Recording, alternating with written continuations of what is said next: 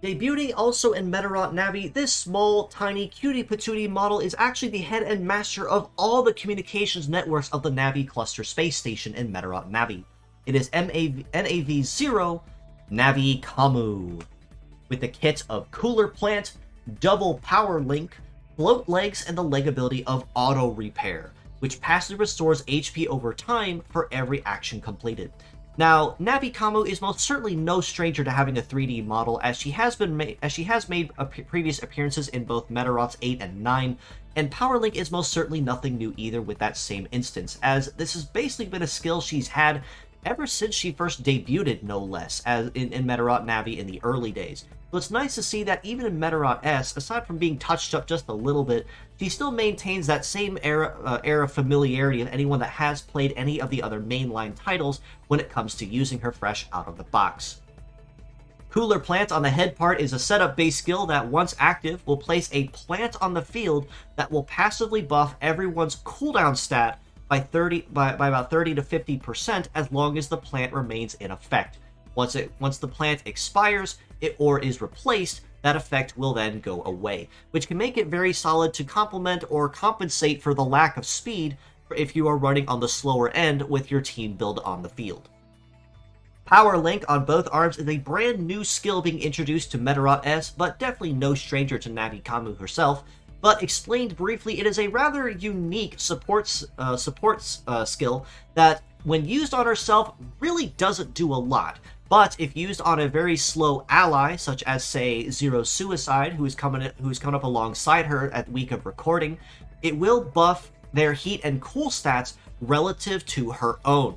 And as you see here, she's packing some pretty solid heat and cool stats there at close to 900. Between the low 700s to 900s there with each stat respectively, which means that if they're only packing 400 to 600 with those stats, this is a very good way to speed them up and allow you to use those stronger skills faster. This includes skills like Hyper Beam, Beam Sword, Ghost Shot, Microwave, things that compensate having really high base power and stats with very low heat and cool to charge and prep for it. This will be a time where Navi-Commu absolutely shines as the dominant support that she is on the field. Float Legs means that she'll have pretty solid coverage across all terrains, as Float Legs will have A rank across the board, with of course S rank on Cyber. But when it comes to everything else across the board, as harmless as she is, that's basically it when it comes to her. She's small, she's quick, she's floaty, and she's harmless. And her stats are also really not all that impressive either, as she is pretty fragile across the board. Head HP of about 2950, arms about 2550 each, and legs also at 2950 means she's going to be very, very squishy.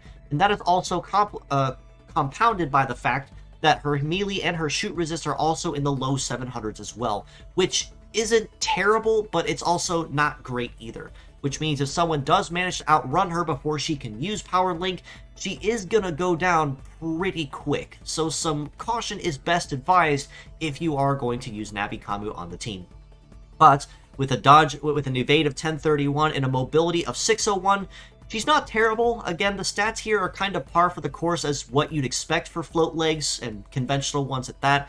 So I'm not going to say that they're particularly terrible, but she is immensely squishy on top of that. And if you are going to use Navi-Commu, make sure you pack a shielder somewhere on that team to keep her and your nuker protected basically at all times, because as long as she's on the field, she's basically going to be a free target. Now, for anyone that has played Medarot Navi or the later mainline titles knows, Navi-Commu is also capable of a meta change where she will basically extend her body into a true, full humanoid-based form. In this form, she doesn't really change her kit all that much, with the exception of exchanging Cooler Plant for Charge Plant, her legs from Float to Biped, and her leg ability from Auto Repair to Charm, which reduces damage taken from foes of the opposite gender. In this form, there really isn't a whole lot of change in her performance overall. Power Link is maintained on both arms, or in this case drives B and C, but as you see here, the heat and cool stats on them go up tremendously, at a heat stat between low 900s to low 1000s as well, which will make already sluggish foes allies go even faster once that Power Link effect does go into place. Now, The other most notable change when it comes to Navi-Commu between her base form and her meta change mode is the fact that her leg stats, with the exception of mobility, do actually get very notably better while she's in this form. In this more bipedal form, her mobility doesn't go up all that much to about 621, so almost no noticeable change there. But a melee resist of 1215 and a shoot resist of 1106 is much, much better of where you really want to sit when it comes to your basic damage reduction across the board. And with an evade of 1654, she's definitely going to try to hold her own just a little bit better in this form through the use of being able to dodge attacks or graze them to keep the damage as low as possible. All this being said, though, as a pure set score, I still do have to rate her a pretty solid 5.5 out of 10. Primarily for the fact that it's not that Power Link is terrible, because in the right hands it can be a very immensely powerful skill on a dominant supporter type. But the thing with Navi-Commu is she's kind of a one-trick pony with this. If you're not able to use Power Link effectively, or if it really just has no use, it's just kind of there.